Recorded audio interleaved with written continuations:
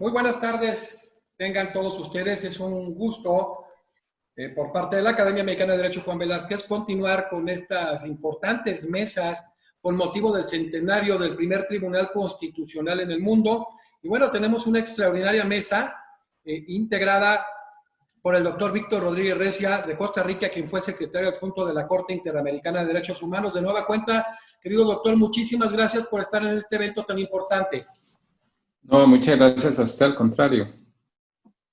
Está con nosotros la doctora Janet Tello Giraldi de Perú, quien es jueza de la Corte Suprema de Justicia del Perú. De igual manera, doctora, muchísimas gracias por acompañarnos. Gracias más bien a la Academia de Derecho Juan Velázquez y en su persona, doctor Naveja, por este honor que nos hace de poder participar en esta mesa tan importante. Y cerramos esta mesa con un extraordinario jurista, un hombre muy revolucionario también, acaba de ser ponente en relación a un tema muy interesante, al derecho precisamente a la manifestación pacífica, un sinnúmero de ponencias muy importantes donde la persona jurídica precisamente a la Amazonia colombiana, el caso del oso chucho, donde la persona jurídica, un hombre revolucionario, querido magistrado, doctor Luis Armando Tolosa Villabona, magistrado de la Corte Suprema de Justicia de Colombia. Muchas gracias por acompañarnos. Muy buenas tardes a todos ustedes, doctor. Muchas gracias, doctor Naveja. Pues la verdad es que es una mesa que me ven la sonrisa, estoy muy contento. Tres juristas de la más alta talla a nivel internacional. Y bueno, pues vamos a iniciar. Doctor Víctor Rodríguez Recia, la primera pregunta, ¿cuál fue la trascendencia para usted del primer Tribunal Constitucional en el mundo? Para mí, desde mi perspectiva, bueno, no tanto para mí, sino para el mundo, fundamentalmente, ¿verdad? Para el tema de los derechos humanos, es que fue la institucionalización de la defensa de los derechos humanos cuando los derechos humanos no se llamaban así, sino cuando precisamente la historia del reconocimiento de los derechos constitucionales toman figura institucional, pero para mí sí tiene un gran significado en lo personal porque es un tribunal que tiene nombre y apellido detrás, ¿no? Es quien lo redacta, Kelsen. Y de Kelsen es un autor con sus cosas positivas y también pues otros aspectos de cuestionamiento, pero no hay abogado o abogada que se digne de ser abogado que no haya leído a Kelsen y lo que representa Kelsen. Entonces, la figura, inclusive la parte que es anecdótica, es todo lo que representa ese tribunal en Austria, la valentía para hacerlo. Entonces, es la institucionalización de la protección.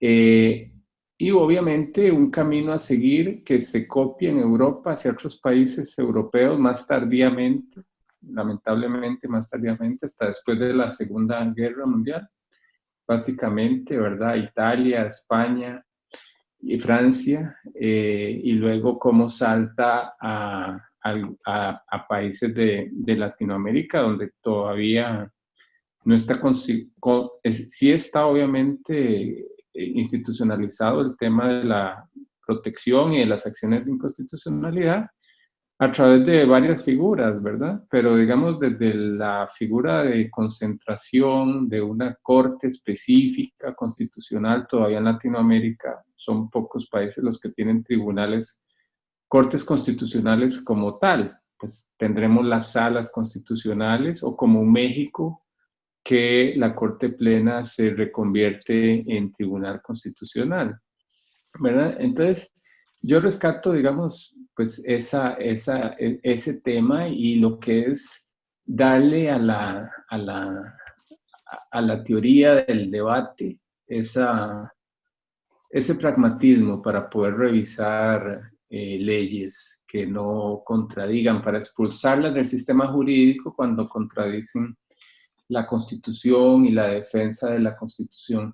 Yo como abogado internacionalista tengo mis propias visiones de la defensa de la Constitución, y la defensa de la Constitución hoy dentro de lo que los colombianos han desarrollado como una doctrina casi colombiana, que no es colombiana, que es la del bloque de constitucionalidad. Obviamente la constitución de ahora es una constitución más viviente, imbuida de los tratados que también la integran, es más dinámica, una constitución más dinámica. Nada más como anécdota, en España me dicen unos amigos, estoy en una asociación que defiende la Constitución, y yo le digo, ¿de qué defienden la Constitución? Y me dicen, bueno, que nada lo contradiga. Y yo les pregunto, ¿y qué pasa si la Constitución la contradice un tratado? ¿A quién defienden ustedes? Y me dice, a la Constitución, por supuesto, ¿verdad? Entonces, esa es una necesidad mía para provocar debate, ¿verdad?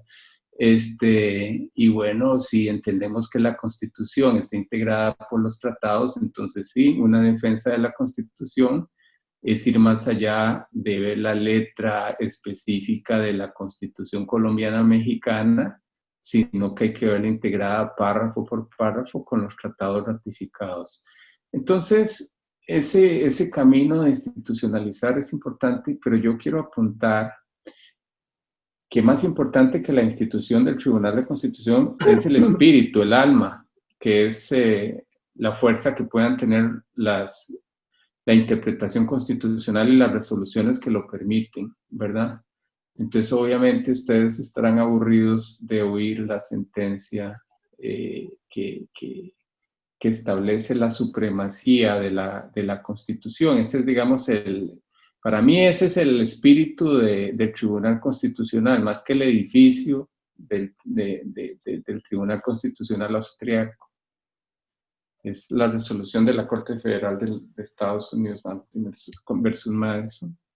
Y todo lo que de ahí ya se deriva, ¿verdad? Ahora, si usted me pregunta qué es mejor, una sala constitucional, un tribunal constitucional independiente separado de la Corte Suprema, o el modelo de México, digo yo que es relativo, porque depende de la cultura jurídica que tenga cada país y el respeto que se pueda hacer. Yo creo que nosotros aprendimos de Europa, pero creo que Europa tiene que aprender de los tribunales constitucionales nuestros. Creo que hemos avanzado más hoy que los tribunales constitucionales europeos. Creo que los veíamos del hombro para arriba a ellos con admiración. Y debo confesar, creo que lo dije alguna vez, desde el Comité de Derechos Humanos, donde fui miembro y me tocó pues hacer evaluaciones de cómo se aplica los tratados internacionales en Francia, en España, en otros países. Me quedé asombrado de lo avanzado de Perú, Colombia, Costa Rica, Argentina, para mencionar, digamos, 4 países que me parecen que están en la vanguardia del constitucionalismo. Por supuesto, resaltar el amparo mexicano, que me parece que yo tengo unas críticas que hacer, pero me parece que en ningún país del mundo hay un amparo que logre suspender un acto tan maravillosamente, tan rápido como en México. Es una maravilla. Y entonces yo pienso más en el alma de la cultura de un tribunal o de una sala constitucional. Yo pienso más en esa claridad interpretativa, ¿verdad? Ahora bien, mis respetos para el tribunal colombiano. Hay composiciones de composiciones, hay que decirlo, hay que ver cambios y críticas, y hay que ser autocríticos. Yo, como costarricense que soy, tengo que decirlo, no me da pena, estoy muy preocupado por resoluciones últimas de la Sala Constitucional de Costa Rica. Yo creo que utilizar la palabra resoluciones conservadoras, lo digo desde un punto de vista de la protección de los derechos humanos. Creo que hay un retroceso en la protección. No quiero atribuirlo a cambios en la composición, pero sí echo de menos lo que fue la primera composición, la segunda, de la Sala Constitucional de Costa Rica, la calidad de las resoluciones, etc. Y bueno, creo que y estoy seguro que si comparamos ya lo que es la calidad y los avances, la protección de los derechos económicos, sociales y culturales, estamos a años luz de cualquier tribunal europeo. Esa sería mi primera impresión constitucional.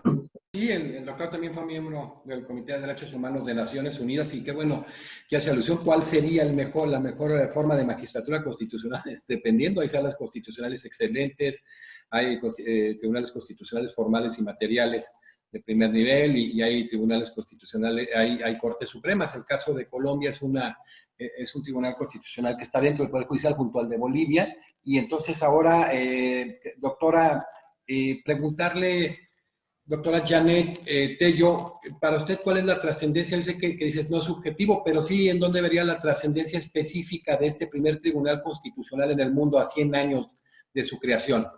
Y realmente estamos a 100 años, porque un 1 de octubre del año 1920, 1 de octubre como hoy, se celebra, conmemoramos ahora aquella fecha en la que el canciller austriaco promulga precisamente la Constitución de Austria. O sea, no es en vano que estemos celebrando el día de hoy, y por eso me parece muy importante esta fecha. Las percepciones que tenemos en mucho sentido coinciden con la que ha manifestado el doctor Rodríguez respecto a la trascendencia de la creación de este primer tribunal constitucional como órgano autónomo, como órgano independiente del poder político e incluso del propio poder judicial. Y esto con motivos de precisamente frenar las injusticias que se venían presentando cuando prácticamente el rol del juez era simplemente un juez boca de ley, ¿no? Como lo llamaba Montesquieu. Entonces ahí viene un quiebre importantísimo, que es lo que ha sembrado, desde mi punto de vista, el desarrollo del rol de los jueces desde ese momento hasta la fecha. Ha dado pie precisamente no solamente al rol del juez, sino a la creación del Estado constitucional de derecho, en el cual el juez se convierte en garante de los derechos humanos fundamentales. Allí encontramos, desde mi punto de vista, las semillas, para que esto, como un árbol frondoso, ahora esté dando esos frutos a los cuales se ha referido el doctor Rodríguez. En esa medida, si recordamos, y tengo presente los artículos de la Constitución de Austria, el artículo 137 y 148, crean este órgano autónomo, del cual Latinoamérica lo recepciona quizás a partir de la segunda mitad del siglo XX, porque durante los años anteriores tuvimos, sí, o al menos aquí en el Perú, una recepción más bien de este precedente de la justicia norteamericana, del caso de Marbury versus Madison, que también ha mencionado el doctor Rodríguez, que es una sentencia mundialmente conocida que establece la posibilidad de dejar de aplicar una ley inconstitucional, y esto se fija en el año 1803. Entonces tenemos casi 2 décadas antes que el establecimiento de un tribunal que tenga como finalidad el control concentrado, ¿no?, de la constitucionalidad de las leyes. Pero no solamente se quedó allí, porque ahora nuestros tribunales constitucionales tienen como norte, por supuesto, la supremacía de la Constitución, pero de la mano con la fuerza normativa de la Constitución, de tal manera que no hay espacio de la vida pública y privada que quede sin esta relación, esta vinculación con la Constitución. Por eso es que la labor del Tribunal Constitucional es cada vez más vasta. En Perú, el Tribunal Constitucional, que es un órgano autónomo, un órgano independiente, fue creado en el año 79 con la Constitución Política de ese año, del 93, pero en realidad como un tribunal de garantías constitucionales a semejanza del modelo español. Es más bien en el año 93 que con la nueva Constitución ya se considera un tribunal constitucional que tiene además, y por eso decía, esta potestad de verificar la constitucionalidad de los actos de cualquier órgano del Estado, de los actos de cualquier funcionario público, pero también de los actos de los particulares, porque hacia ellos llegan las acciones constitucionales que, empezando en el fuero ordinario, vamos a decirlo así, termina en última instancia habeas corpus, amparos, habeas data en el Tribunal Constitucional. La vigencia o la vida activa de nuestro Tribunal Constitucional podemos situar en realidad desde hace unos 20 años, aunque en puridad cumple 24, porque se instala el Tribunal Constitucional, como lo conocemos ahora, en el año 96. En el año 96 hasta la fecha tenemos 24 años. Son en los últimos años que hay una vasta producción, ¿no? Una vasta producción que, como repito, va desde un caso particular hasta un caso de trascendencia pública. Por favor, doctor Naveja, usted me dice cuándo se me cortan los minutos, porque me emociono y quiero continuar, ¿no? Entonces, hay un sistema mixto, ya ustedes pueden haber advertido de lo que he manifestado, que se lleva a cabo de la siguiente manera. Un control difuso de la Constitución, por el cual se le permite a cualquier juez de cualquier instancia, sea juez de paz hasta un juez de la Corte Suprema, de inaplicar una norma cuando la considere inconstitucional para el caso concreto. Pero el control concentrado va para el Tribunal Constitucional. Cuando en estos casos nosotros aplicamos el control difuso, la Corte Suprema tiene la última palabra porque debe subir este proceso de instancias jurisdiccionales inferiores a la Corte Suprema, que es el órgano máximo de justicia en nuestro país.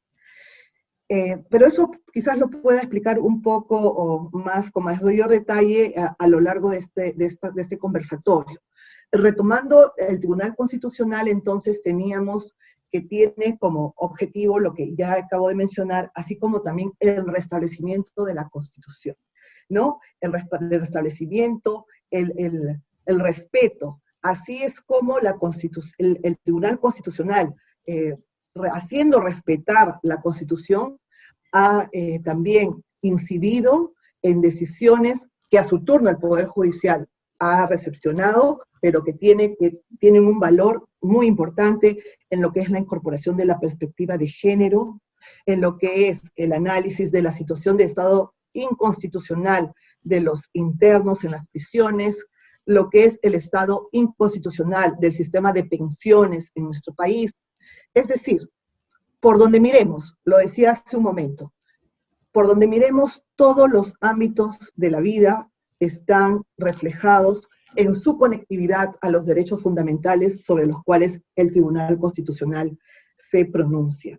De esa manera, leí en algún momento que se decía que el Tribunal Constitucional de nuestros tiempos, de la mano con ese rol del juez en el Estado constitucional, casi se puede convertir en un militante de la defensa de valores sociales vigentes, ¿no? Como por ejemplo, en este último periodo lo tuvo el Tribunal Constitucional cuando se le presentó la necesidad de que se pronuncie respecto al cierre de Congreso, que está previsto también en la Constitución, por parte del presidente del Poder Judicial del Perú, y el Tribunal Constitucional determina que es un hecho precisamente acorde con la Constitución.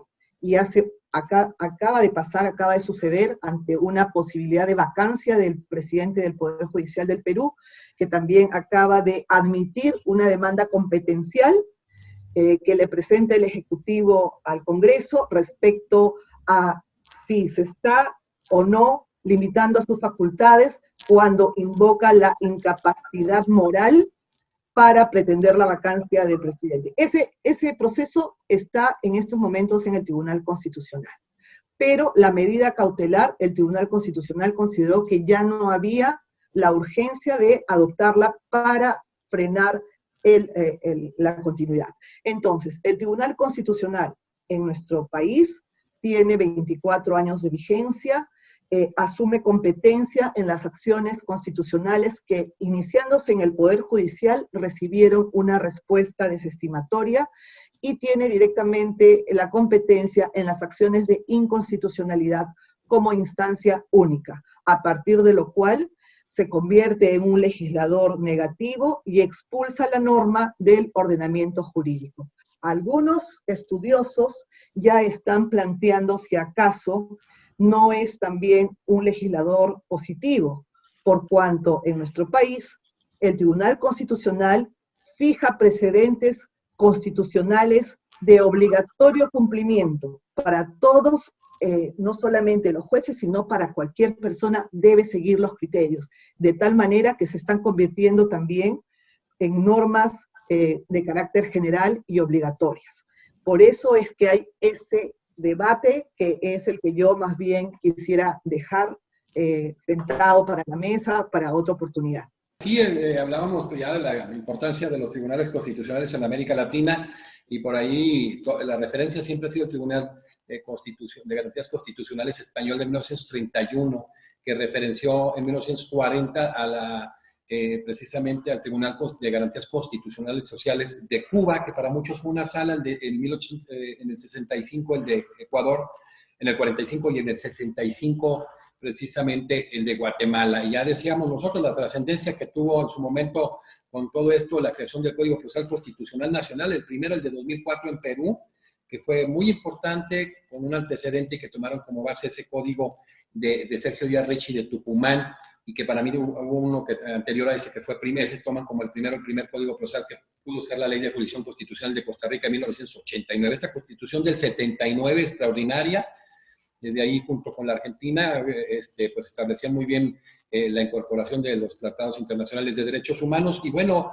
me ha gustado mucho el ejercicio donde en el caso de Colombia y de Perú hemos tenido miembros tanto del Tribunal Constitucional como de la Corte. Muchísimas gracias, doctora Janet.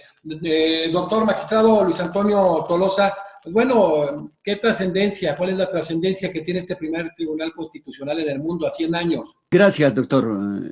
Doctor José de Jesús, y el saludo especial a la doctora Janet Tello y lo mismo que al doctor Víctor Rodríguez y a su audiencia de la prestigiosa academia que usted dirige, el doctor José de Jesús, y que sea el 1 de octubre del 2020 que nos convoque y nos invite aquí a este panel de juristas tan importantes. Es un honor acompañarlo. 1 de octubre del 2020 y de estar acá. Realmente es una fecha relevante desde el punto de vista del control constitucional concentrado. Y digo desde el punto de vista del control constitucional concentrado porque naturalmente, como ya lo han expuesto el doctor Víctor Rodríguez y la doctora Janet, no podemos marginar ese control constitucional difuso de la familia del common law. Pues ciertamente al interior de nuestra familia del derecho continental romano canónico, este tribunal constitucional austríaco tiene su trascendencia por lo que significa crear un juez autónomo e independiente frente a la Constitución. Pero sin duda todo este crecimiento y esta progresividad en la teoría constitucional, en el derecho constitucional comparado, tenemos que encontrarlo también allá en el marco de tribunales que sin ser propiamente constitucionales se mutaron en constitucionales como como casos, el caso notable que señalaba el doctor Víctor y la doctora Janet con ocasión de el juicio Madison. Bien, yo encuentro unos elementos relevantes y creo que para destacar como trascendentes. En primer lugar, nos hallamos, marca el tránsito del Estado legislativo al Estado constitucional. En nuestra familia nos hallábamos en una interpretación jurídica donde todo lo estábamos, la hermenéutica, la aplicación y el ejercicio del derecho. y la solución de casos y la construcción también de la teoría política la estábamos haciendo desde la ley.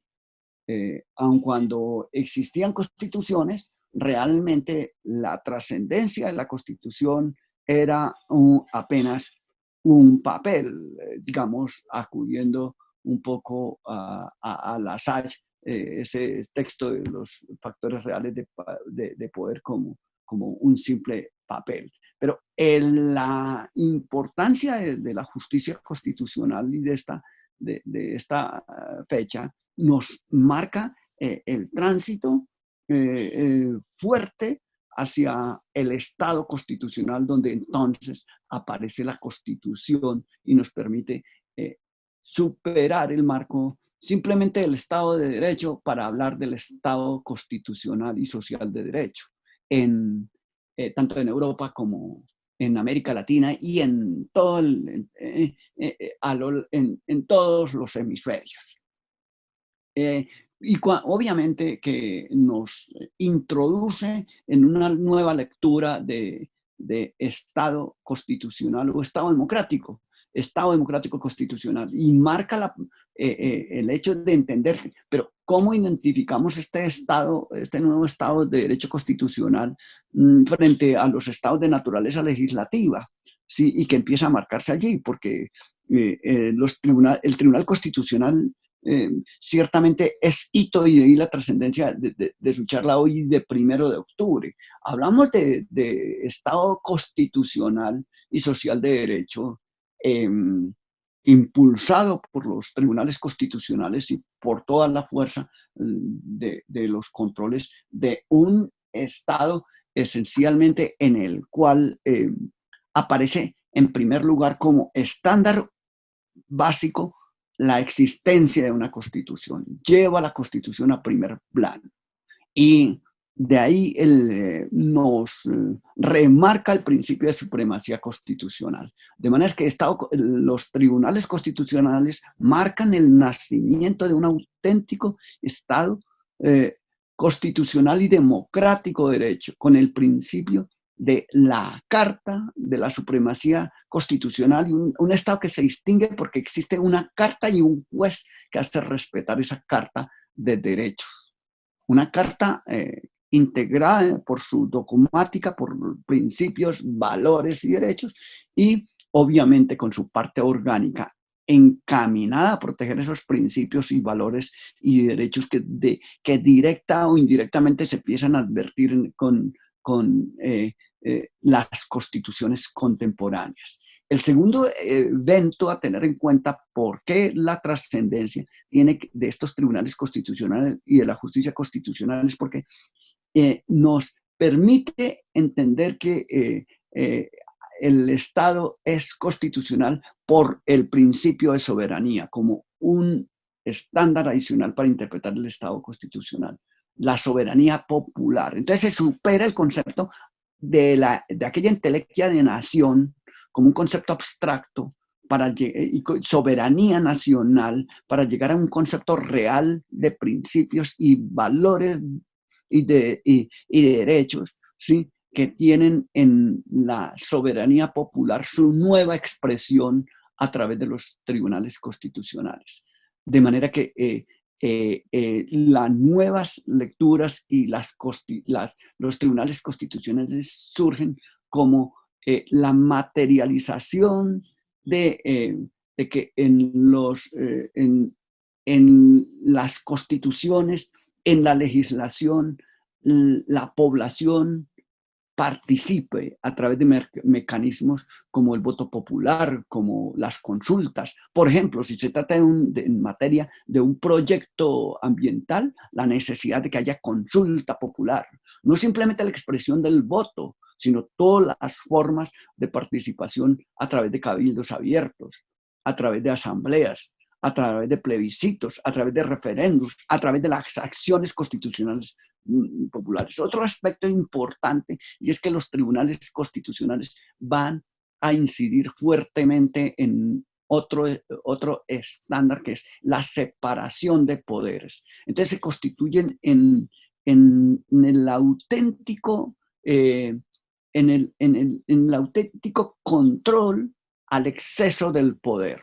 El poder no se va a concentrar en una sola persona, sino que la Constitución va a ser el límite y el guardián de la Constitución van a ser los tribunales constitucionales para efectos de que no haya ejercicio omnímodo del poder a través de la dictadura. Claro, esto aquí materializamos esta idea a la que se anticipó, por ejemplo, Robespierre en la Asamblea Legislativa francesa, cuando se encontraba en el primer juicio constitucional para darle el golpe a la monarquía y abrir al Estado de Derecho, a la Estado-Nación, donde entonces la Asamblea Legislativa expone, es preferible que muera el rey, en ese discurso memorable del primer juicio constitucional propiamente tal contra un dignatario, es preferible que muera el rey en lugar de que pierdan la vida 100.000 ciudadanos virtuosos.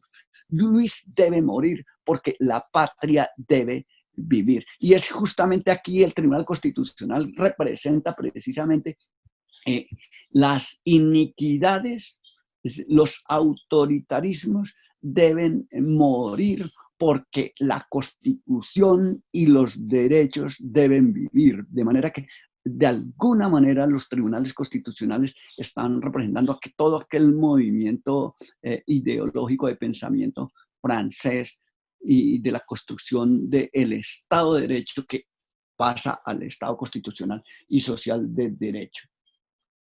Un aspecto dentro de los múltiples, yo no me quiero extender mucho porque sobre el tema de qué significa el Tribunal Constitucional como motor para construir democracia constitucional y en esta forma de Estado de democracia constitucional tiene que ver con el hecho de que es democracia constitucional porque el Estado mismo como unidad y todas sus autoridades tienen que propender por la protección de los derechos fundamentales como norte en el ejercicio de la actividad política, de la actividad pública, de la actividad judicial.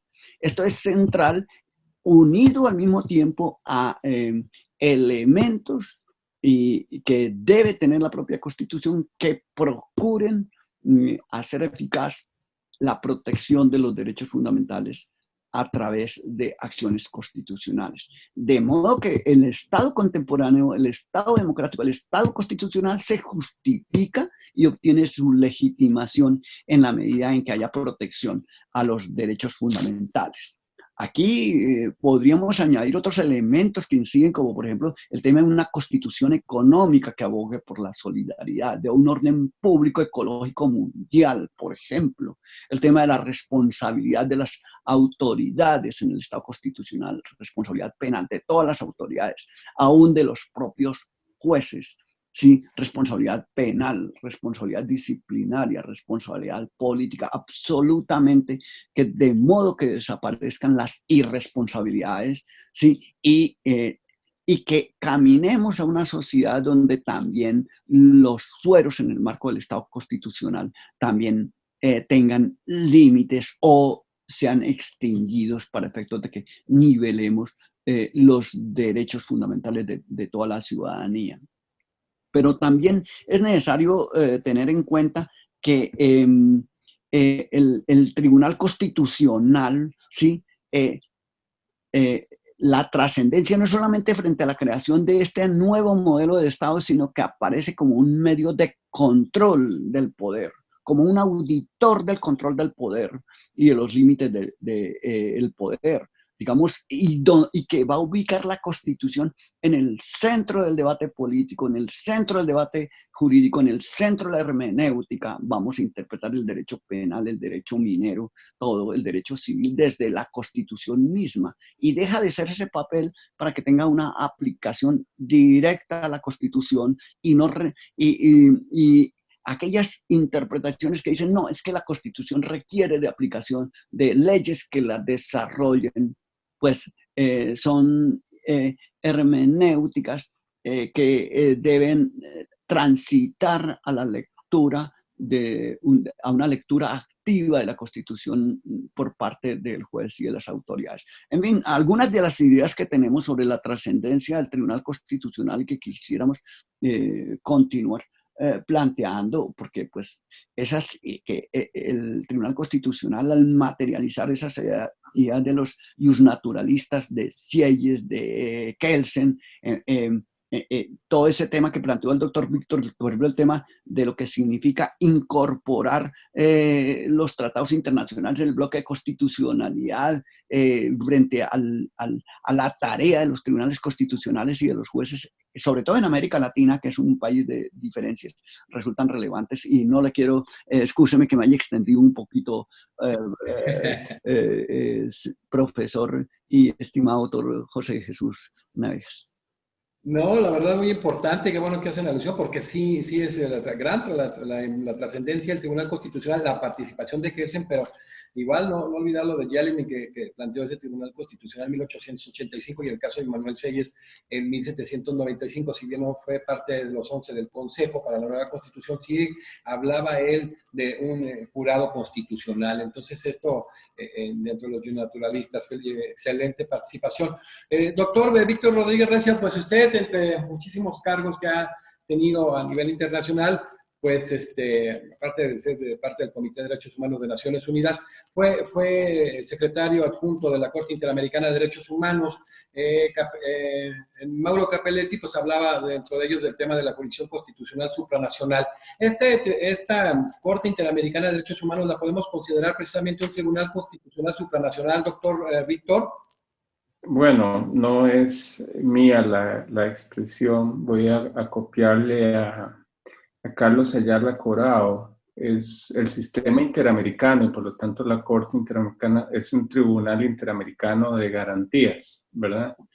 Entonces, sí es supraconstitucional porque el mandato que tiene dentro del tratado específico, que es, como diría Antonio Cansado, cómo se define la jurisdicción de la Corte, ella misma la define, pero obviamente ella la define en el marco de la competencia que le da el tratado. La competencia de la competencia es aplicar e interpretar la Convención Americana sobre Derechos Humanos.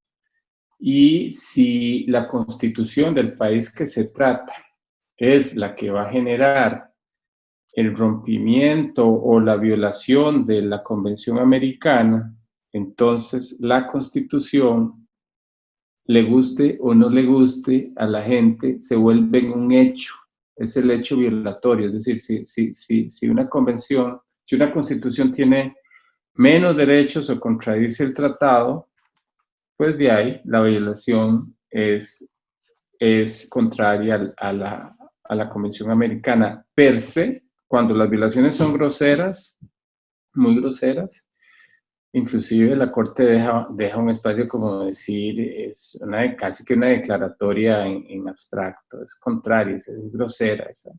O bien, la aplicación de la misma a un caso concreto representaría esa situación. La primera vez que la Corte Interamericana hace ese análisis y se convierte en una corte, yo no diría constitucional, una corte convencional, por supuesto, convencional, no constitucional, convencional interamericana. Es un caso contra Chile, la última tentación de Cristo. Un caso llevado por un estudiante, por un joven que hizo una pasantía, yo estaba por ahí, Juan Pablo, y obviamente pues la famosa película de la última tentación de Cristo, y que era lo que generaba la violación y la restricción a la libertad de expresión, al acceso a la información, pues era una norma constitucional. Y ahí es donde la Corte Interamericana se atreve a decirle a los estados, mire, esta norma de la Constitución afecta o choca con normativa de la Convención, por lo tanto tiene que adecuar. Entonces, le da el mandato, que no es arbitrario, es una reparación y es una obligación. Está en el artículo 2 de la Convención Americana, la obligación que tienen los estados de adecuar su derecho interno. Entonces, ¿su derecho interno cuál es? su derecho interno es todo. Bueno, podemos hacer un debate doctrinario, lo que usted quiera, si la Constitución es o no parte del derecho interno. Pero me voy a ir acá, ya que usted me hace la pregunta, a una de las constituciones más modernas del mundo, que es la de Guatemala, que establece que los tratados de derechos humanos están por encima del ordenamiento interno. Es decir, le da un valor supraconstitucional. Es muy moderna. Pero ¿qué es lo que pasa en la interpretación restrictiva que hizo el tribunal, la Corte Constitucional de Guatemala en el caso de Ríos Montt? Ríos Montt, como ustedes saben, pues fue un dictador de un golpe de Estado. Y se creó una ley específica, la ley Ríos Montt, que era reglamentar y limitar los derechos de políticos, en este caso Ríos Montt, para que no participara como candidato a la presidencia. Es decir, era una ley a modo, ¿verdad? Entonces, el abogado de Ríos Montt, tipo listo, lee la Constitución y le dice a la Corte Constitucional, mire, esa ley es inconstitucional, es contraria al pacto además. ¿Por qué? A la Convención Americana. Porque la Convención Americana dice que los derechos políticos solo se pueden restringir por la nacionalidad, por la edad, pero en ningún lado dice que se puedan restringir los derechos políticos porque una persona participó en un gobierno o un gobierno que fue parte de un golpe de Estado, ¿verdad?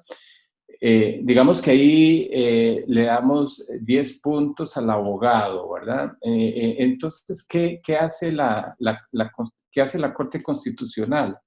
Creo que se asusta, con respeto lo digo, creo que se asustó y dijo, bueno, sí, eso dice la Constitución. La Constitución dice que los tratados están por encima del ordenamiento interno, pero no de la Constitución. Y entonces la pregunta que se hace uno, bueno, ¿y la Constitución de Guatemala no es parte del ordenamiento interno? ¿Dónde está? En un arbolito de Navidad, en el espacio, etcétera, ¿no? Esto porque era una interpretación para no permitir, digamos, o para darle validez a una ley que podía cuestionarse. Ese caso va a la Comisión Interamericana de Derechos Humanos y al final yo creo que la Corte Constitucional no leyó la Convención Americana completa. La Convención Americana completa, luego, después del artículo 23 sobre derechos políticos, y la Convención dice en general que no pueden haber más límites que los que la misma Convención Americana permite, como esos eran taxativos, la edad, insanidad, etcétera, no se pueden restringir los derechos políticos. No leyeron la parte que decía que aún así se podrían establecer límites muy generales en caso de seguridad democrática. Entonces, eso nos lleva a un debate de los límites de los derechos a nivel constitucional utilizando estos famosos principios. Y estos famosos principios son los que nos van a llevar a cuándo se puede restringir la libertad de expresión, cuándo se puede restringir la libertad pública de manifestación, ¿cuándo? En situaciones de emergencia, pero ¿en qué casos? Y entonces ahí viene la proporcionalidad, la razonabilidad, etc. ¿A dónde voy con esto? En que la Corte Interamericana es el tribunal internacional, regional, de derechos del mundo más avanzado a nivel de hacer un examen de convencionalidad. Examen de convencionalidad.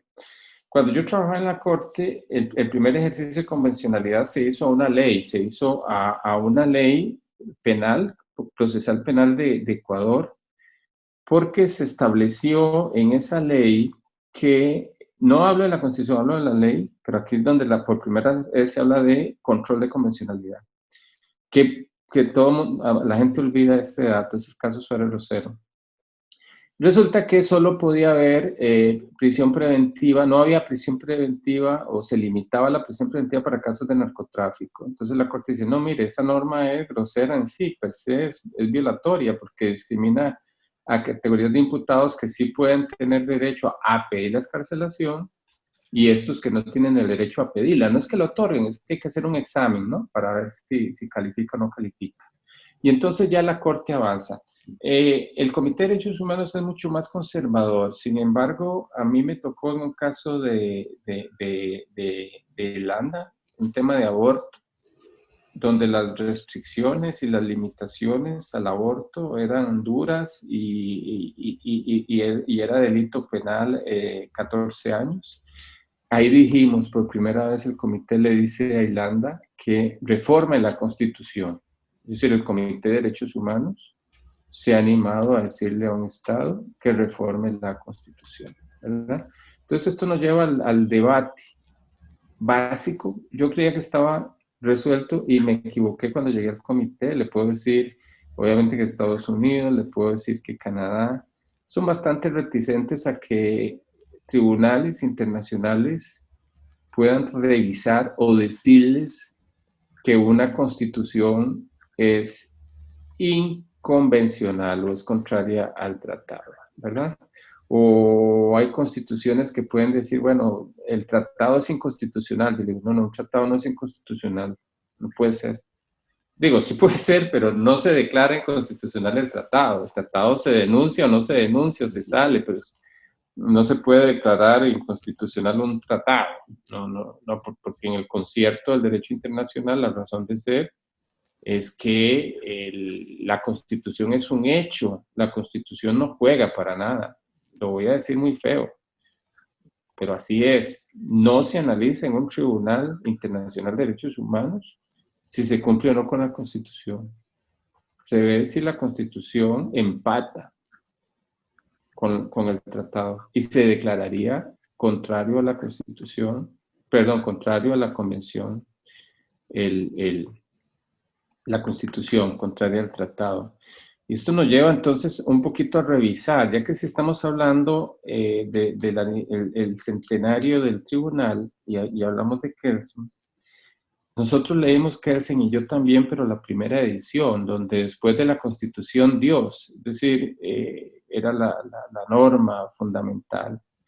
Pero si revisamos la edición de la teoría pura del derecho de Kelsen de 1938, y ojo, antes de la Declaración Universal de Derechos Humanos, Kelsen mismo dice, si bien yo he dicho que la norma constitucional, la Constitución es la norma fundamental, lo cierto, y ahí habla del derecho internacional público, no habla obviamente de derecho internacional de derechos humanos, dice, es la norma fundamental, ¿verdad?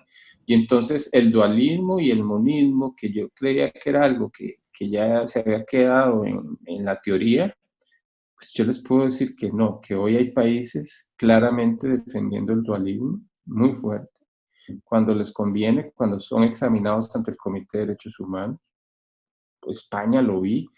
No vi defensa de Estado sobre el dualismo, lo vi en Canadá, pero obviamente yo soy monista. Para mí, obviamente, todo está integrado y para mí no hay que pelear entre el derecho internacional y el derecho constitucional.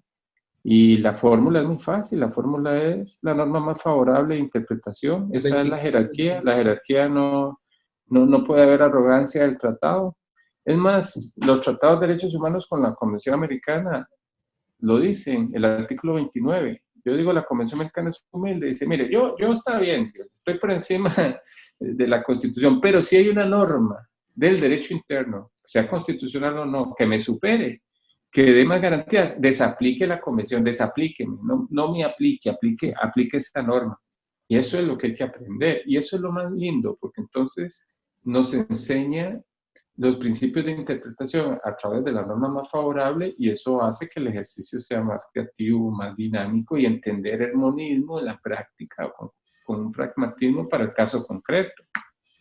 Perfecto, pues conocía exactamente, es el tema, bueno, que aborda de la Constitución de 1985 que le precedió la del 65 de Guatemala. Tuvo grandes alcances, ¿no?, en la primacía del derecho internacional de derechos humanos, lo mismo que en la que se dio en los 20 del siglo pasado en lo de los países, en el caso de Holanda.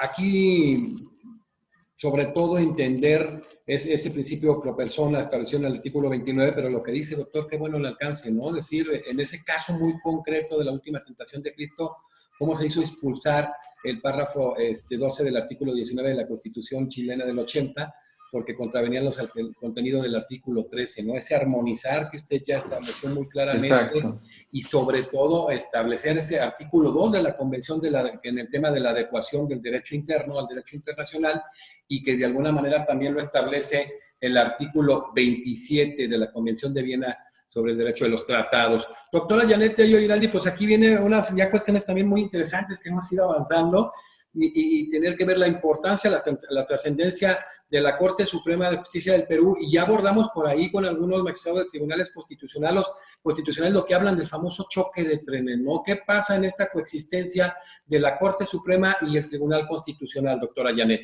Escuchamos las opiniones, lo que se viene vertiendo, y vamos queriendo hablar de muchos temas, pero tenemos que centrarnos en este momento, ¿no? Con la Corte Suprema de Justicia del Perú, que a diferencia de otros estados, es una única, de otros estados federados, ¿no? Como puede ser México, Estados Unidos, tenemos una única Corte Suprema que tiene competencia a nivel nacional, es decir, sobre las 34 Cortes Superiores de Justicia del país y una Corte Superior especializada en materia de delitos contra la administración pública y corrupción de funcionarios. Por lo tanto, pueden de repente visualizar el trabajo que se tiene en las 8 salas constitucionales que constituyen la Corte Suprema como máximo órgano judicial. En la pirámide, ahí está, una única Corte Suprema de Justicia, que a través de los recursos, específicamente de casación, o sea, somos una Corte de casación tipo Corte francesa. Sin embargo, en la práctica funcionamos como una tercera instancia. Y esto lo voy a explicar por qué. Porque si bien es cierto, la Constitución permea, por supuesto, todos los ámbitos de la vida, como lo he mencionado, hay una influencia del derecho constitucional impresionante, es poco probable que una persona que pierde se quede, digamos, satisfecho con la decisión tomada por los órganos jurisdiccionales de instancias jerárquicas menores o inferiores, como es los jueces de paz, jueces de primera instancia, jueces superiores, y por lo tanto no hay caso que no llegue a la Corte Suprema vía casación, pero invocando precisamente las normas constitucionales. Entonces, ahí tenemos un tema que es muy importante de resaltar, porque las 8 salas que trabajamos en materia penal, civil y constitucional y social, definitivamente en estos momentos no se da abasto para la sobrecarga. Por ejemplo, la Sala Constitucional y Social que presido tiene pendientes de programación, sin contar el periodo de la pandemia, 18.700 causas pendientes de programación. ¿Ya? Entonces, ustedes vean allí cómo es la magnitud. Pero del lado de estas problemáticas quería yo resaltar la labor de los jueces y de las juezas en la Corte Suprema. Aún somos pocas, solamente somos 4, de un total deberíamos ser 20, en estos momentos solamente somos 16 por motivos de ceses, renuncias, en fin. Solamente somos 4, que tenemos como norte la aplicación debida, ¿no? La aplicación de la ley y la determinación de la norma aplicable, ¿no? De las normas legales. Pero esto no se puede entender más como solamente la producción de una norma legal producida por los cánones formales, ¿no es cierto? Tenemos que ver el tema del contenido. Por eso es que decía hace un momento que esa imbricación con la Constitución va de la mano. Entonces, el rol del juez y de la jueza en la Corte Suprema, que tiene por objeto aplicar la norma correspondiente al caso concreto, no es solamente una función de una aplicación formal, sino es una aplicación mirando, ¿no?, lo que la Constitución con su fuerza normativa nos determina, y también, por supuesto, los tratados internacionales de protección de los derechos fundamentales. Entonces, Para esto se cumple una función uniformizadora de la jurisprudencia, una metodología que se emplea para efectos de tener esta uniformidad, que ahorita lo explico, a través de acuerdos plenarios y precedentes judiciales que a modo del Tribunal Constitucional también dictamos desde la Corte Suprema, pero para efectos de que sean cumplidos por los jueces de todas las instancias. Vuelvo sobre esto en unos breves momentos, solamente quiero terminar de señalar que estas funciones de uniformidad, de predictibilidad, por supuesto también tiene una función diquelógica, que es aplicar la norma justa al caso concreto, ¿no? Este ser guardián de la ley, que ya no se queda, pues, como resalto, en una norma legal, sino una norma constitucional. ¿Y cómo entonces se ha generado a partir del trabajo tanto del Tribunal Constitucional como de las Cortes Supremas, diría yo, una conciencia, y esto creo que es a nivel de toda Latinoamérica, es una conciencia constitucional colectiva, que da, ese es un término que he estado tratando de trabajar, porque es, como digo, no hay parcela que se quede sin esa identificación con un derecho reconocido en la Constitución. Claro está que no están todos los derechos. Por ejemplo, en la Constitución del Perú no tenemos un derecho a la vida libre de violencia como tal, ¿no? Reconocido como un derecho fundamental. Tenemos que unir distintas disposiciones para lograr esa comprensión.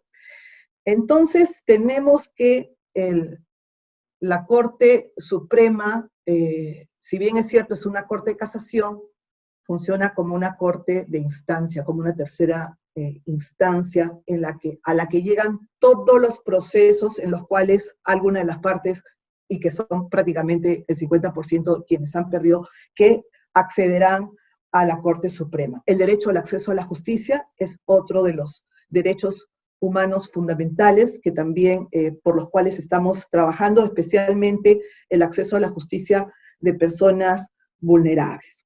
Entonces, para proceder a resolver las casaciones, si hemos tenido la oportunidad de visitar otros países, hemos encontrado diferencias. Por ejemplo, en España, ante una casación que no reúna requisitos, es perfectamente viable que se dicte un decreto señalando que no hay un interés casacional, ¿no?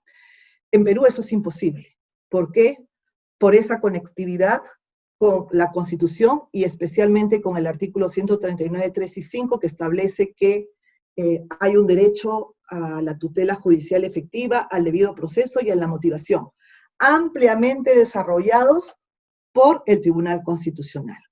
Entonces, si nosotros, por ejemplo, tenemos un recurso de casación en donde se invoque hechos, pueden ser veraces como no, y normativa pertinente o no, la Corte Suprema está en la obligación de dar respuesta a cada uno de esos agravios planteados, aunque en la realidad no constituyan tales.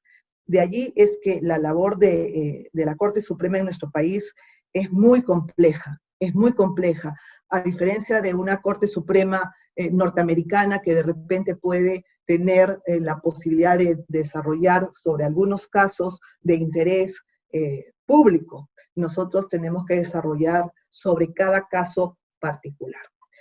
Ahora, eso en cuanto a la labor que se viene desarrollando. Mencionaba yo que si bien es cierto somos herederos del Código Napoleónico, tenemos mucho del Common Law. Por eso es que la Corte Suprema tiene la posibilidad de dictar a través de sentencias precedentes que van a servir desde ese momento hacia adelante en sentencias que fijan criterios que deben ser seguidos por todos los jueces, así como también eso es lo que llamamos precedentes judiciales vinculantes. Si algún juez quiere apartarse, tendrá que hacer una debida motivación, una motivación reforzada a efectos de separarse de esos precedentes judiciales. Y a su turno, esto es por área, pero también la sala plena, por ejemplo, en lo penal, se reúne para sacar acuerdos plenarios, que también fijan criterios criterios que tendrán que ser seguidos por los jueces de todas las instancias. Es decir, que los jueces y las juezas de la Corte Suprema también hacemos derecho, también producimos derecho de esa forma, es decir, normativamente. ¿Por qué puede entenderse de esa forma? En tanto son criterios que deben ser empleados por los jueces, quienes están vinculados o sujetos tanto a los precedentes vinculantes como a los acuerdos plenarios.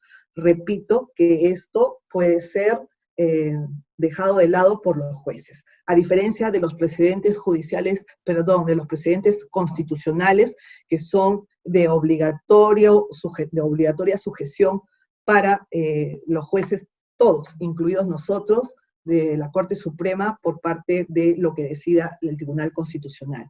De allí que muchas veces, lo que mencionaba el doctor Naveja, que se produce choque de trenes, ¿no? El choque de trenes, como se llama en España, o la guerra entre las cortes, porque de repente hay una invasión, diríamos así, de las competencias que deben ser asumidas por la justicia ordinaria, y de repente el Tribunal Constitucional, en base, claro, a que aplican un principio de corrección funcional y de la supremacía de la Constitución, pero no se dan, de repente, no se autolimitan en determinados casos. Voy a poner un ejemplo. En un caso de hace algunos años, efectivamente la persona procesada lo estuvo por mucho tiempo, y ahí una vulneración del plazo razonable de su juzgamiento era un hecho. Desde ese punto de vista, la acción que se planteó a favor de esta persona era perfectamente amparable. Sin embargo, lo que hizo el Tribunal Constitucional fue declarar fundada esta acción de habeas corpus, porque ya se estaba violando la libertad, porque este procesado estaba privado de su libertad. Eran muchos años, eso es cierto, pero ¿qué hizo el Tribunal Constitucional? Sin tener presente los límites que nuestra propia Constitución nos impone, nos fija, el Tribunal Constitucional determinó la exclusión del procesado del proceso penal, valga la redundancia, que se le seguía. Lo que hoy en día ha sido admitido por el Tribunal Constitucional como un exceso de sus facultades, y ha cambiado el criterio, y en otra sentencia similar, de otro procesado en tiempo excesivo, sujeto a un proceso penal, ha determinado que hay un derecho fundamental al plazo razonable por el cual debe estar una persona sometida, que se está vulnerando, pero entonces que sea el órgano jurisdiccional de su competencia el que a la brevedad resuelva el caso, que es como corresponde. Igualmente, se han presentado hechos similares en otras materias, en los que incluso a veces aludiendo o haciendo referencia a criterios técnicos, por ejemplo, en el tema de la fusión de metales, de minerales, el Tribunal Constitucional decía que había que tener en consideración los criterios técnicos que ellos estaban determinando en la sentencia, y hacían una relación de procesos que ya tenían la calidad de cosa juzgada, para efectos de que sean vueltos a analizar. O sea, como ven, ese tema, eran unas situaciones que el Tribunal Constitucional de hace algunos años no tenía en cuenta para autolimitarse en sus competencias. Esto es lo que aquí en Perú también ha generado en algunos momentos, de alguna manera, preocupaciones y tensiones. Nadie dice que todo pueda ser absolutamente armonioso, pero sin embargo en estos momentos, especialmente con los últimos integrantes y el anterior Tribunal Constitucional, ha sido mucho más cauteloso con relación a las facultades. Y esto es así, y esto es inevitable también, porque les decía en la primera intervención que los jueces en Perú tenemos la posibilidad de aplicar las leyes, entonces tenemos un control un control difuso cuando consideramos que esta ley es inconstitucional. Y cuando así se considera por parte de los jueces de otras instancias, deben elevar los procesos a la Corte Suprema, porque la Corte Suprema tendrá la última palabra en esa inaplicación de una ley inconstitucional, ya sea por discriminación o por inequidad o por las razones que fueran. Sin embargo, también el Poder Judicial, la justicia ordinaria, tiene un control concentrado que se da en el tema de las acciones constitucionales, como son los habeas corpus, los amparos, el habeas data. Entonces, ¿qué sucede? Que muchas veces los jueces dictan sentencias en estos casos, y cuando llega al Tribunal Constitucional, el Tribunal Constitucional considera que no se ha actuado de manera correcta, porque esos procesos llegan como última instancia vía recurso de agravio constitucional al Tribunal Constitucional. Pero ¿dónde es que se tiene hasta el día de hoy una situación muy tensa? Es que en Perú es posible atacar decisiones, resoluciones judiciales que incluso han pasado en calidad de cosa juzgada. En el caso anterior, que por ejemplo señalaba yo que el Tribunal Constitucional dictó una serie de procesos, fijó un listado en los procesos judiciales que ya se habían resuelto y que tenían que modificarse, se señaló que hay una cosa judicial, una cosa juzgada constitucional. Entonces ahora también trabajamos con ese otro instituto. Y entonces, ¿qué pasa? Decía yo que en Perú es posible accionar constitucionalmente contra las decisiones judiciales, incluso en calidad de cosa juzgada dictada por cualquier juez. Hemos puesto una coma en el Código Procesal Constitucional y dice que hayan sido irregularmente expedidas, ¿no? Palabras más, palabras menos. Entonces, todas las personas invocan que se ha dictado una sentencia violando, irregular, porque se han violado los derechos a la tutela judicial efectiva y al debido proceso y a la motivación.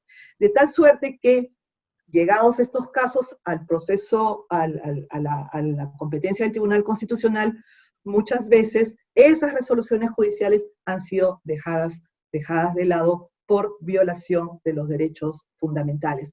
Pero muchas veces también, desde el punto de vista de los jueces, consideramos, y de las juezas consideramos, que esas sentencias han sido dictadas de acuerdo a la Constitución, de acuerdo a los marcos jurídicos que se nos permite. E incluso a veces dejando de lado algunas formas procesales, teniendo en cuenta que aplicamos también las 100 reglas de Brasilia. Aparte de todo el marco jurídico compuesto por el Sistema de Protección Internacional de los Derechos Humanos Fundamentales, convenios, tratados, también tenemos este otro documento al cual Perú se ha adherido desde el año 2010, que es un documento que ha sido firmado por los presidentes de los poderes judiciales de Iberoamérica, que contiene una serie de normas precisamente destinadas a asumir políticas judiciales, medidas y acciones que permitan el acceso a la justicia de personas en condiciones de vulnerabilidad. Para ello es que en algunas ocasiones, algunos aspectos formales dentro de lo que es el principio de flexibilidad procesal ha tenido que ser dejado de lado. Todo eso amerita una conjunción de esfuerzos, una conjunción de conocimientos y de compromisos tanto de la Corte Suprema como del Tribunal Constitucional. Es que la Constitución es, como señala Hart, por ejemplo, y así lo veo yo, es un texto abierto, ¿no? La Constitución es un texto abierto a diversos valores y principios, y que tienen que coexistir en pacífica armonía. Y para ello es que tanto Corte Suprema como Tribunal Constitucional, muchas veces en sentencias innovadoras, debe dar respuesta. Eso tiene que ser así entendido. Además que, como Zagrebelsky, su nombre tan difícil, nos plantea también esa necesidad de que siempre esté el derecho permeándose de los cambios sociales y viceversa. Entonces, en ese trabajo, en esa mirada de garantizar los derechos humanos fundamentales que cada vez se nos presentan con más más retos, más desafíos. Ahora tenemos los intereses difusos, tenemos que trabajar sobre derechos medioambientales, sobre los derechos de las poblaciones indígenas, sobre los recursos naturales, etcétera, etcétera. Entonces, frente a todo eso, tenemos nuevos retos, nuevos desafíos, y que creo que hace que tengamos que seguir intercomunicándonos, ¿no? Para esa convivencia pacífica que nos demanda, por lo menos en el Perú, la coexistencia de un sistema mixto de control de la Constitución. O sea, jueces y juezas del Poder Judicial ejerciendo facultades de control difuso y ejerciendo facultades de control concentrado. Mientras que el Tribunal Constitucional tiene el control concentrado, ¿no? Y trabaja sobre los casos que también ha visto el Poder Judicial. Y en esa medida, es más, yo en estos momentos no quisiera hablar de ningún choque de trenes ni de guerras, porque ya bastante tenemos con la guerra contra el coronavirus, ¿no? Entonces es más bien una mirada de esperanza, conforme se ha ido trabajando, tanto desde la Corte Suprema como desde el Tribunal Constitucional, para interpretar. Nosotros también interpretamos las leyes, ¿no? Al igual que hacer el tribunal en función a la Constitución, pero la interpretación de las leyes que se hace para aplicar al caso concreto no puede ser, pues, de ninguna manera dejando de lado o desconociendo el marco constitucional o los derechos reconocidos en los tratados internacionales. Por eso es que creo también, y es importante señalar, que el Poder Judicial en realidad no se considera mermado en su autonomía ni en su independencia frente a un órgano que también reviste las mismas características, porque lo que tenemos que hacer y hacemos es tratar de fijar esa línea divisoria que en un sistema de control de la constitucionalidad mixto a veces lo plantea de una forma difícil, pero no imposible. Entonces, estas relaciones del Tribunal Constitucional y el Poder Judicial deben más bien estar cimentadas cada vez más sobre la piedra angular, que es el respeto y el reconocimiento de los derechos fundamentales de las personas, de su dignidad y de su libertad, para una convivencia pacífica. Muchas gracias. Muchas gracias, felicidades, doctora Janet. Doctor Luis Armando Tolosa, bueno, tema interesante, ya es conocido precisamente usted como un revolucionario en estos temas precisamente de interpretación. Estamos hablando del tema de control de constitucionalidad. Y sí me gustaría hablar un poco de este tema de la autonomía procesal constitucional delegada que le llaman. De alguna forma, todo lo que ha venido haciendo usted en un sinnúmero de ponencias, que ya son cientos, sino que miles.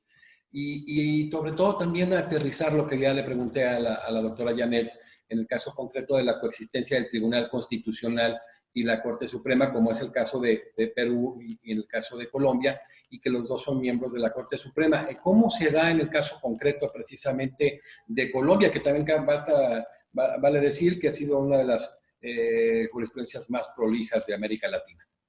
El punto que me interroga, doctor, un poco para mostrar a su audiencia y a la audiencia de la academia y de los interesados en los temas constitucionales y en los problemas de democracia constitucional, para el caso colombiano, con ocasión de este importante día del primer Tribunal Constitucional y su reflejo en Colombia. Aquí debemos ubicar que el trabajo constitucional, la dinámica constitucional, nace con la Corte Suprema de Justicia en 1886. Claro, antes tenemos una serie de trabajos y de acciones, pero hablo de 1886 para entender un poco la formación jurídica colombiana como una data importante, una fecha importante de la constitución antecesora a la nueva constitución de 1991.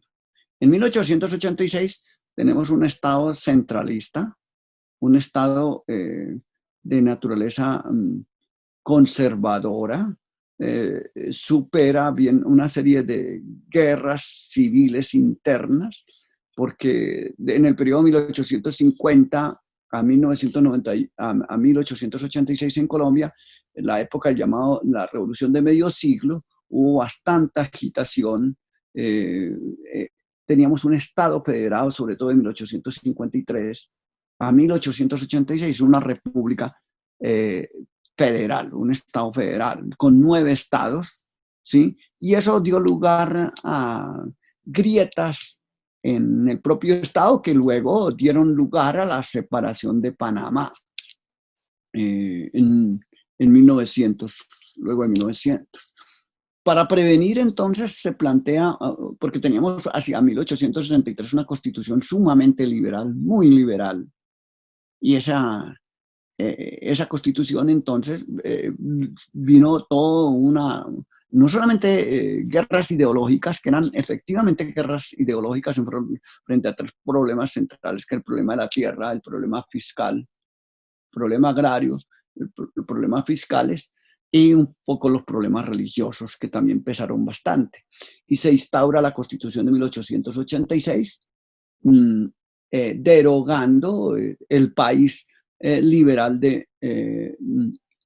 constitucionalmente de 1800 y federal de 1863.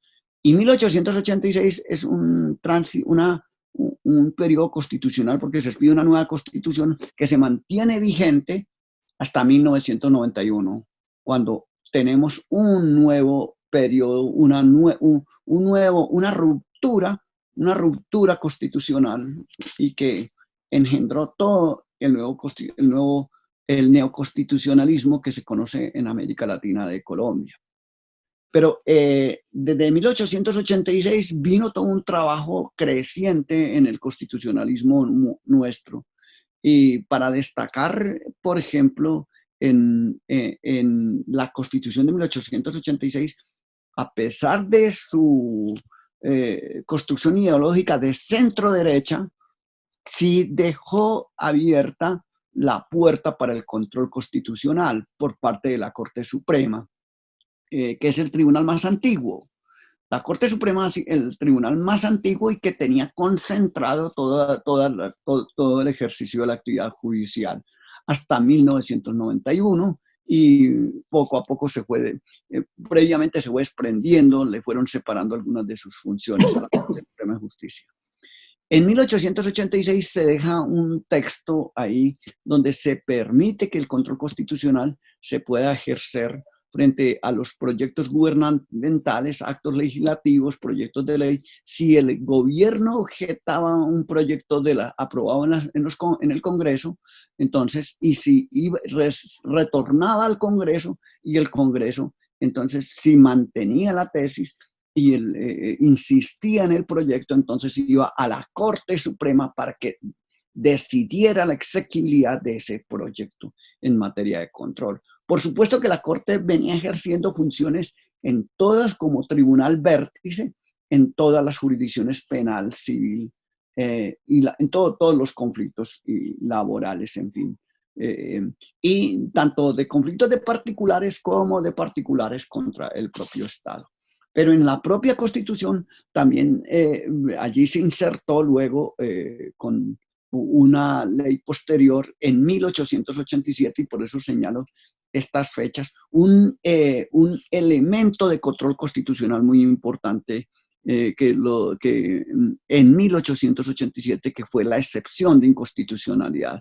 O sea, cómo ante la contradicción que pudiese existir en la pirámide jurídica del Estado de normas de menor rango frente a la Constitución, podría entonces cualquier autoridad prescindir de la aplicación de la norma legal para aplicar la norma constitucional, la excepción de inconstitucionalidad que hoy la tenemos. De modo que al control de constitucionalidad frente a los proyectos de ley, a las objeciones de leyes y de actos legislativos, se sumó la excepción de inconstitucionalidad de o 87. Señalo por el antecedente histórico de más de, digamos, de 100 años de estos, de estas formas de control. Posteriormente, ya ha entrado el siglo XX, en sus albores, en 1910, se introduce un elemento que es importante en toda la teoría constitucional contemporánea, que me parece que es importante, y es la acción de inconstitucionalidad de cualquier ciudadano. Ese es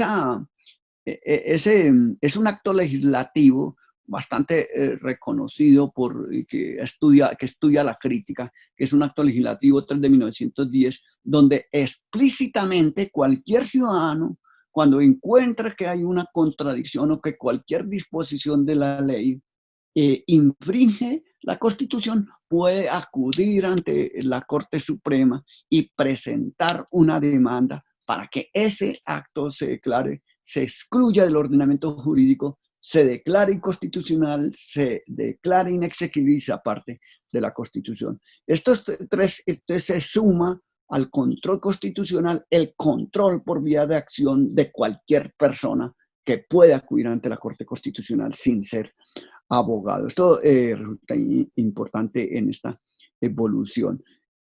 Dentro de la construcción de Estado de Derecho hay es importante tener en cuenta también una fecha ulterior, que es 1960, ya pasado la mitad del siglo XX, donde se introduce algo que tiene que ver en América Latina, están apareciendo dictaduras en América Latina, y por supuesto, entonces, como un remedio frente a esas actitudes, explícitamente se permite que se pueda pedir la inconstitucionalidad de los actos legislativos que en esos estados de excepción, de estados legislativos, de estados de sitio, ¿sí? Que para que no se suspendan garantías, se pueda acudir ante la Corte Constitucional para que esos actos que expide cuando hace uso de esas facultades extraordinarias, el Ejecutivo, el juez, los controle. Posteriormente viene un asunto importante dentro de la construcción del Estado constitucional y de la justicia constitucional, que es el año 1968, también en el siglo pasado. ¿Y por qué resulta importante? Porque para efectos de mejorar el trabajo y el diseño constitucional al interior de la Corte Suprema, ese trabajo no lo van a ejercer todos los magistrados, sino que se crea una sección o una sala que es la sala constitucional. Y esto resulta importante porque es la sala que luego se va a convertir en Corte Constitucional. Esto en el año 1968. Entonces, al interior de la Corte Suprema de Justicia, una sala que va a sustanciar, a estudiar todo el tema constitucional y lo lleva al pleno de la Corte Suprema para que la Corte Suprema discuta la constitucionalidad o inconstitucionalidad. Entonces el proyecto lo elabora uno de los integrantes de la Sala Constitucional y toda la Corte Suprema en pleno vota sobre ese aspecto. Y marco esto porque precisamente cuando viene una reforma constitucional en 1991, el movimiento de la séptima papeleta, que no sé si ustedes hayan conocido de ese movimiento político que importante y la crisis de Estado que teníamos en Colombia. Entonces viene control de esos decretos por parte de esta Corte Suprema de Justicia, de la Sala Constitucional, y los decretos apuntaban únicamente a una reforma constitucional. ¿Qué hizo la Corte Suprema? La Corte Suprema dijo, la situación es compleja, y entonces dijo lo que tiene que es convocarse a una Asamblea Nacional Constituyente, y la Corte Suprema propiamente tal abrió el espectro para una Asamblea Nacional Constituyente que dio lugar a la génesis de la Constitución de 1991, que es la que se encuentra vigente con algunas reformas que ha tenido el Estado. Entonces, esto un poco para señalar cómo llegamos a cómo se adopta la Constitución de 1991, pero al mismo tiempo, como con ocasión de esta data de 1 de octubre del Tribunal Constitucional aquí en Colombia, entonces de la Sala Constitucional, que era parte de la Corte Suprema, pasa a integrar la Corte Constitucional, que hoy se forma tiene 9 integrantes. En aquella oportunidad tenía 4, se separa, la Constitución la diseña, pero al mismo tiempo viene el rediseño del Estado, la arquitectura del Poder Judicial, ¿sí? La arquitectura del Estado, pero desde el punto de vista de los tribunales, y que de alguna manera repercute en el mal denominado choque de trenes, ¿sí? Frente a la estructura judicial. Entonces aparece, por un lado está entonces, aparece en el diseño nuestro la Corte Suprema de Justicia, el Consejo de Estado, que ya venía asumiendo funciones jurisdiccionales frente al tema de todos los actos administrativos, que venía en el siglo XX, porque inicialmente era un órgano consultivo, pero en el siglo XX va poco a poco asumiendo algunos temas que tienen que ver estrictamente con el Estado, siguiendo un poco el diseño francés, ¿sí? Del Consejo de Estado francés, y va tomando toda la actividad que tiene que ver con los litigios de particulares contra el propio contencioso. Y allí también se desarrolla una actividad de control constitucional frente a los actos administrativos por vía de acciones de nulidad contra los actos administrativos. De modo que al venir la Corte, en la Constitución de 1991, tenemos la Corte Suprema de Justicia, el tribunal más antiguo del país, ¿sí? Y que tenía todas sus funciones, el Consejo de Estado, que venía ya estructurándose como una auténtica jurisdicción para todo lo que tiene que ver con los litigios contenciosos administrativos.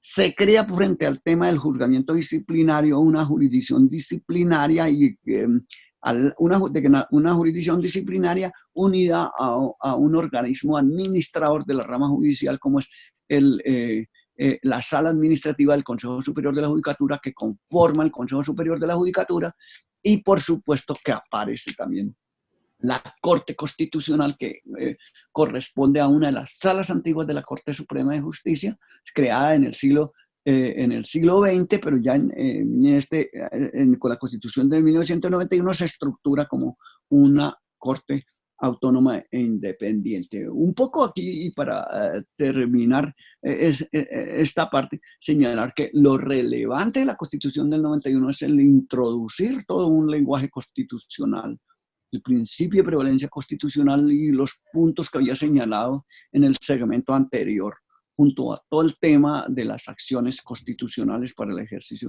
del control constitucional, la categoría bloque de constitucionalidad, que tiene una importancia extraordinaria en la construcción de un sistema constitucional, y por supuesto todo el tema de catálogo de derechos que trae y que ha dado lugar a una deconstrucción y reconstrucción del pensamiento constitucional en el derecho nacional. Perfecto. Muchísimas gracias, doctor Luis Armando. Vamos al cierre, vamos a buscar que sean 5 minutos. Nos hemos hecho una mesa extraordinaria, la verdad. Estamos a 1 hora y media. Excelente mesa, como todas las que han venido, las 10 mesas que ha generado la Academia Mexicana de Derecho, con jueces, magistrados constitucionales y mesas con expertos en historia constitucional. El doctor Víctor Rodríguez Recia, bueno, desde toda la visión que usted tiene, formar parte de la Corte Interamericana de Derechos Humanos, ha visto y conoce perfectamente todo este tema de la magistratura constitucional, desde la creación de salas, Cortes Supremas, Cortes Constitucionales formales y materiales. ¿Cuáles serían las perspectivas y en el tema de los desafíos, sobre todo de la independencia de la magistratura constitucional y este tema sobre todo de la elección, el perfeccionamiento de la misma magistratura constitucional? ¿Cómo se vislumbra futuro en nuestra América Latina, doctor Víctor Rodríguez Recia? Yo veo que hoy el problema de los ataques y las amenazas a la independencia judicial es el tema. Antes era como que el ABC del Estado de Derecho más o menos estaba blindado, por lo menos aunque están las constituciones, etcétera. no se veían tantos ataques y más bien se veía una política de fortalecimiento de la jurisdicción constitucional con leyes nuevas, remozadas, reformas. En los 80, con el reflorecimiento de las democracias, pues se dio un gran avance en el constitucionalismo latinoamericano, que es el que yo rescato, y obviamente de las creaciones de las figuras de las instituciones nacionales de derechos humanos, de los ombudsman, que también juegan un papel muy, muy importante. Pero a mí, yo lamento que estemos en presencia de ataques, guerras jurídicas contra las cortes, en algunos países más que otros. Voy a mencionarlo sin pena. México vive hoy bajo ataque, la Corte Suprema vive hoy bajo un ataque de otros poderes externos, porque incomoda el control del poder, el amparo y las acciones de inconstitucionalidad incomodan en ciertas decisiones que tienen que pasar por el tamiz del control constitucional. Mi país, Costa Rica, debo decir, me da mucha pena, yo no esperaba presenciar también que la Corte, el Poder Judicial en general también, sufre amenazas, leyes, reducciones de salarios en el Poder Judicial. Puedo decirles que en El Salvador es escandaloso los ataques del presidente Bukele a la Corte y a la Sala Constitucional. Ni qué decirles del penoso, los ataques a la Corte Constitucional de Guatemala, de Argentina en general, y bueno, si nos vamos a otros países, por supuesto Hungría, es decir, el escenario hoy es el de unas amenazas a la independencia objetiva y a la independencia subjetiva. A mí me da más pena la independencia subjetiva, cuando los ataques pueden ir a veces dentro del mismo Poder Judicial, ¿verdad? También lo hay eso. Cuando hay amenazas dentro del mismo Poder Judicial, cuando no hay asociaciones de jueces y juezas consolidados para reivindicar la institucionalidad. Entender con humildad que los jueces y que la independencia judicial es para el ciudadano, no es para el juez, es el instrumento, la jueza es el instrumento de la independencia judicial, pero la garantía es para la persona, para el ciudadano, para el justiciable, y eso hay que entenderlo y hay que rendir cuentas. Entonces también hay que asumir si las críticas que se le hacen hoy a los poderes judiciales, algunas son, no diría yo que justificables, sí, pero no quemas el rancho, no quemas el templo de alguna u otra manera. Entonces, yo sí veo hoy amenazas y lo tengo, creo, tan claro que yo inclusive pondero la importancia de crear una relatoría sobre independencia judicial en la Comisión Interamericana de Derechos Humanos, así como existe una relatoría sobre independencia de magistrados y abogados, que es el peruano García Sayán, en las Naciones Unidas. Entonces, yo creo que la agenda hoy es muy fuerte y la expresión que dice que las sentencias se defienden solas, por supuesto yo creo eso, pero también veo que ante la amenaza de nuevos actores de poder, grupos de interés, y también el dejarse influenciar, la falta de códigos de deontología jurídica también han debilitado a los poderes judiciales. Ahora, ya a un nivel de doctrina, de más pragmático, yo creo que el reto que tienen las cortes, tribunal, la jurisdicción constitucional, para que abarque todo, es el control de convencionalidad. ¿Cómo se come el control de convencionalidad? ¿Cómo se aplican los tratados en el derecho interno? ¿Cómo se integra? No tenerle miedo a eso y cómo convertirnos todos en jueces interamericanos, como lo propone Ferrer MacGregor. Yo sí he tenido un debate en distintos países sobre ese tema, especialmente cuando se habla de control difuso y convencionalidad. Hay resistencia, puede haber resistencia, pero hay más resistencia cuando se habla de control difuso de convencionalidad, porque no se entiende. Entonces, no se entiende sobre todo cuando hay tribunales con control concentrado. Dicen, no, momento, ¿cómo es esto que todos los jueces ejercen control constitucionalidad? Esa es una facultad que me corresponde a mí, diría la Sala Constitucional de Costa Rica, que es concentrado, por decirle algo, ¿verdad? Bueno, en sistemas que son mixtos, el debate puede ser que sea más pacífico, ¿verdad? Pero yo lo vi en Bolivia, por ejemplo, y el presidente de aquel momento de la Corte Constitucional criticaba la jurisprudencia de la Corte del Control porque decía, es que está legislando, la Corte Interamericana nos está imponiendo un modelo de justicia constitucional que está transversalizada o desconcentrada, ¿verdad? Y yo no creo eso. Yo creo que todos los jueces, así como, aunque en la cúspide decisoria, todos los jueces tienen que ser jueces constitucionales, todos tienen que aplicar la Constitución de una u otra manera, aplicarla, ¿verdad?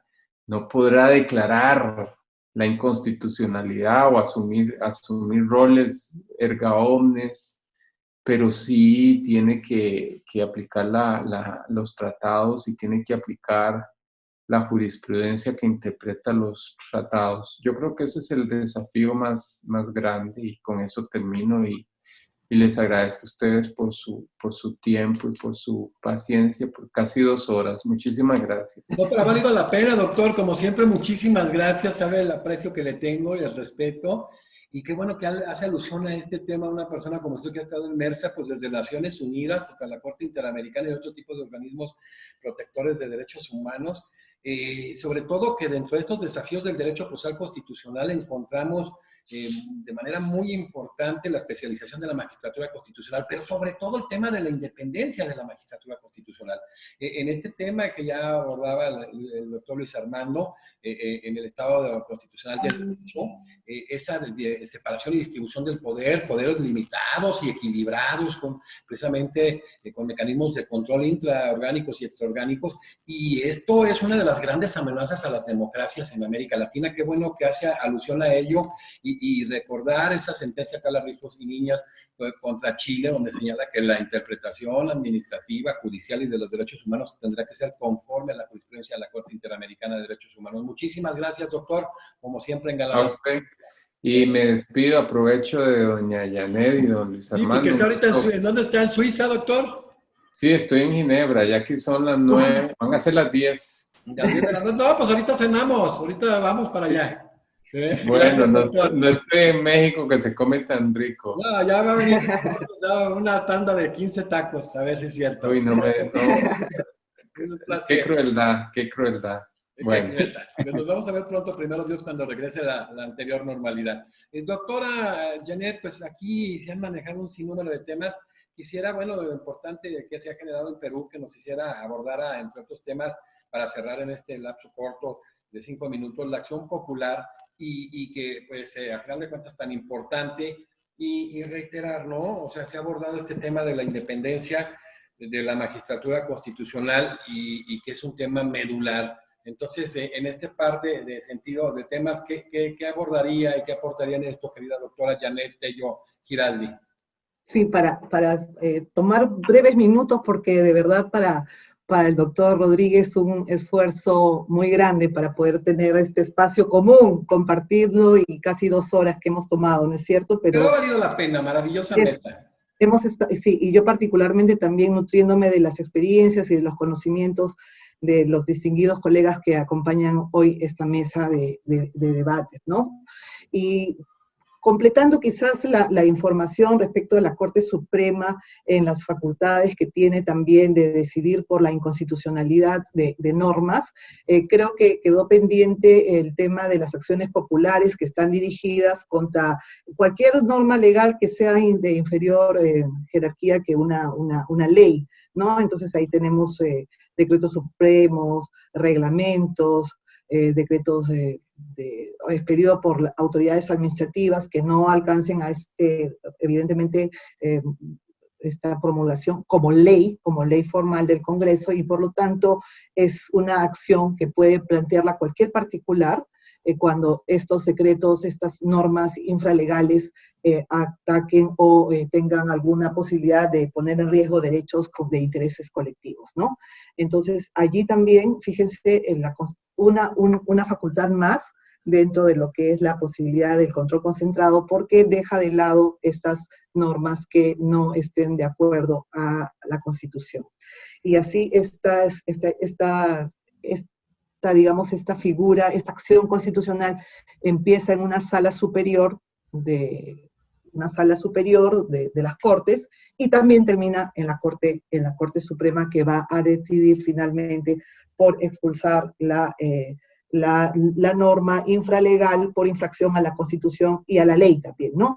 Entonces, ahí tenemos, como digo, una situación más en la que se grafica la labor que hace la Corte Suprema de Justicia. Y para ir cerrando ya esta participación y que, como digo, tan enriquecedora, creo que los desafíos que se presentan en nuestra región son muy grandes porque en estos momentos hay democracias débiles, tenemos resultados de un sinnúmero de experiencias de cada uno de nuestros países, pero que tratamos de sostener una democracia a fuerza de ese impulso que se da también desde la judicatura, sea desde la judicatura ordinaria o desde la judicatura constitucional. La región latinoamericana ha estado siempre caracterizada por históricos problemas de inestabilidad jurídica, política, y hoy mismo no sabemos aún, por lo menos, y repito, en el caso de Perú, cuál será nuestro futuro, teniendo en cuenta que después de nuestra bonanza económica, la pandemia nos ataca y nos produce una recesión económica que a su turno está generando ya problemas sociales muy, pero muy graves. Entonces, creo que el Perú, que enfrenta una crisis política, económica, social, sanitaria, va a mirar con mucha esperanza el trabajo que tienen los jueces, tanto ordinarios como desde la justicia constitucional. Por eso es que resaltar nuevamente que la justicia, y tomando el foco de nuestra mesa, la justicia constitucional se encuentra pues inserta, ¿no? O es el núcleo de todas las cuestiones de este nuevo Estado constitucional, constitucional de derecho. Y por lo tanto, considero que es un termómetro. El estado en el que se encuentra la justicia constitucional es el termómetro de los avances o retrocesos en que se encuentra la democracia contemporánea en América Latina. Este concepto lo encontramos en muchos estudiosos. Uno a los cuales recurro es un extribuno, el doctor César Landa, que así lo sostiene, ¿no? Siempre la justicia constitucional, a su turno el proceso penal, son los termómetros del avance de un Estado democrático. Entonces, esa conexión de Estado, democracia, Estado constitucional de derecho, democracia y justicia constitucional tienen que ir absolutamente de la mano, con esta mirada de afianzar y desarrollar el modelo de justicia constitucional en un Estado constitucional de derecho. Por supuesto, también teniendo en consideración las convenciones, los tratados internacionales, todo el sistema jurídico de protección internacional de los derechos humanos fundamentales. Creo que con esta reflexión de no hay democracia si no hay una verdadera justicia constitucional, creo que termino mi intervención en esta mesa. Muchísimas gracias. Gracias, sí, como decía Ferrayol, cómo se miden las democracias, ¿no? En todo este tema de la efectividad de derechos fundamentales y generar los remedios, en este caso constitucionales necesarios. Una extraordinaria participación. Me da muchísimo gusto, doctora Janet Tello, que haya estado en esta mesa. Y cerramos con el doctor Luis Armando Tolosa Villalobos. Doctor, aquí ustedes, digo, vamos a platicar después porque queremos formar un grupo de puros jueces y magistrados constitucionales e intercambiar ideas. Ha sido muy innovadora, ha entrado a temas muy profundos, a mí me gusta muchísimo el manejo filosófico que ha tenido.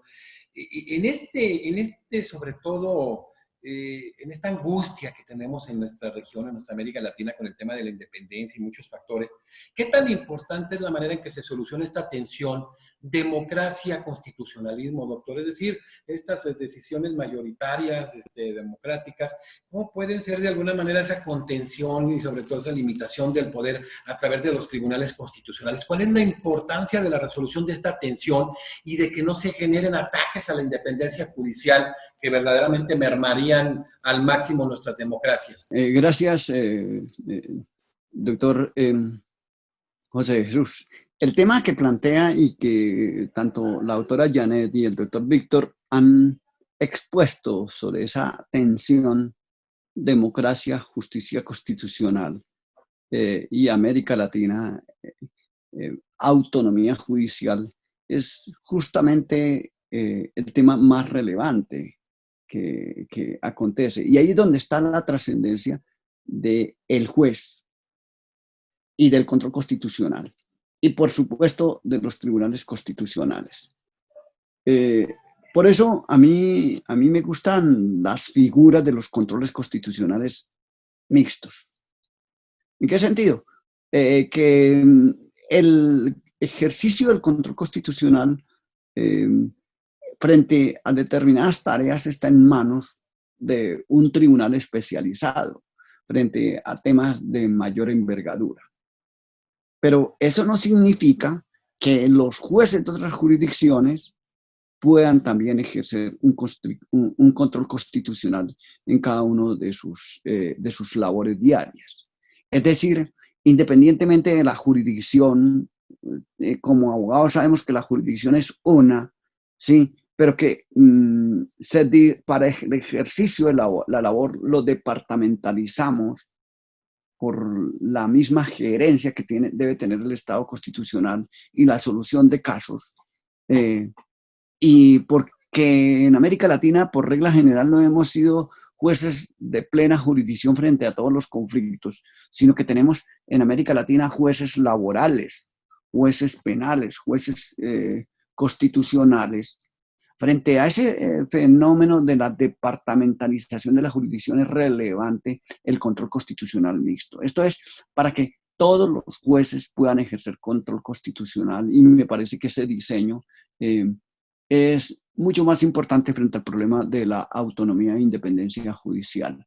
Porque si no preservamos este importante característica que tienen los jueces, estamos acabando con la democracia. Y esto se liga con la posibilidad de que todos los jueces en todos los territorios de América Latina sean unos auténticos pregoneros de la Constitución, como la norma que contiene los derechos, los principios y los valores para materializar y legitimar el Estado. Frente a las ambiciones de poder, frente a las brechas enormes que tenemos, el remedio que tenemos nosotros, el remedio que surge desde la Constitución es el que el juez sea autónomo y obedezca exclusivamente a la Constitución, ¿sí? Tenga independencia para que no ser ante intereses extraños, ¿sí? De otras ramas del poder o intereses que pueden contaminar, ¿sí? La aplicación de la Constitución para la protección de los derechos. Por eso es muy importante para los estudiantes de Derecho, para las facultades de Derecho, para los abogados, para los jueces en América Latina, en todas las órbitas, que usted no es juez de familia exclusivamente, usted no es juez del trabajo exclusivamente, usted no es juez penal. Señor juez, sí, usted es la voz de la Constitución y usted, como lo planteaba la autora, tiene que permear la Constitución en su decisión, sí, y hacer una defensa de la autonomía e independencia judicial, porque de otra manera no podemos, como jueces, ser los garantes de la protección de los derechos en América Latina. Muchas cuestiones podríamos agregar sobre este punto y las afugias que que vivimos o que viven muchos de nuestros jueces y abogados en la construcción de Estado de Derecho, pero son las afugias que vive todos quienes integramos nuestras nacionalidades, el pueblo como tal, ¿sí? Y el juez como tal tiene que ser consciente y garante de estos derechos. Y solamente con autonomía e independencia judicial y con un control constitucional serio, donde el juez encarne la Constitución y la vierta en las decisiones, podemos solucionar muchos de nuestros problemas de falta de inclusión, doctor Navejas.